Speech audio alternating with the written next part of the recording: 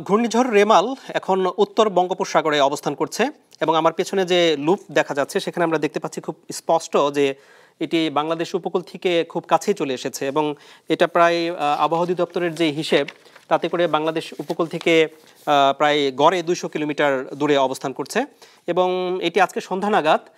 সন্ধ্যা 6টা থেকে রাত 10টা অর্থাৎ এই সময়ের মধ্যে এটার উপকূল অতিক্রম শুরু করবে এবং উপকূল অতিক্রম বলতে আসলে আবহাওয়া অধিদপ্তর যেটা বোঝায় যে মূল কেন্দ্র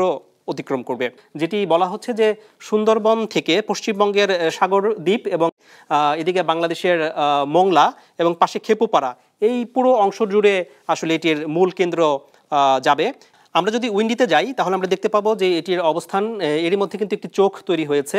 এবং আবহাওয়া অধিদপ্তর যেটা বলছে যে এই চোখ তৈরি হওয়া মানে ঘূর্ণিঝড়টি আরও বিধ্বংসী হওয়া, অর্থাৎ সে তার প্রবল শক্তি নিয়ে আসলে বাংলাদেশ উপকূল অতিক্রম করবে। রাত 12টার দিকে জোয়ার থাকবে, তো সন্ধ্যা 6টার দিকে ভাটা থাকবে। তো ওনারা আসলে জোয়ারকে ক্যালকুলেশন করেই বলেছে 8 থেকে 12 ফুট জলোচ্ছ্বাস হতে পারে। তো এটি যদি সন্ধ্যা 6টা থেকে রাত 10টার মধ্যে অতিক্রম করে তাহলে আমরা আসলে ভাটা পাবো, সেক্ষেত্রে জলোচ্ছ্বাসের পরিমাণটা আসলে কিছুটা কমে যেতে পারে। আর যদি শেষ মুহূর্তে সাইক্লোন অনেক সময় আর একটু স্লো হতে পারে বা আর একটু দ্রুত আসলে আঘাত করতে পারে এর বডিলি মুভমেন্ট, সেক্ষেত্রে যদি এটা রাত 12টা নাগাদ অতিক্রম শুরু করে তাহলে কিন্তু আসলে পূর্ণাঙ্গ জলোচ্ছ্বাসের যে বিষয়টা বলা হয়েছে 8 থেকে 12 ফুট সেই জলোচ্ছ্বাস আমরা পাবো। আমরা যদি ভারতীয় আবহাওয়া অধিদপ্তর এবং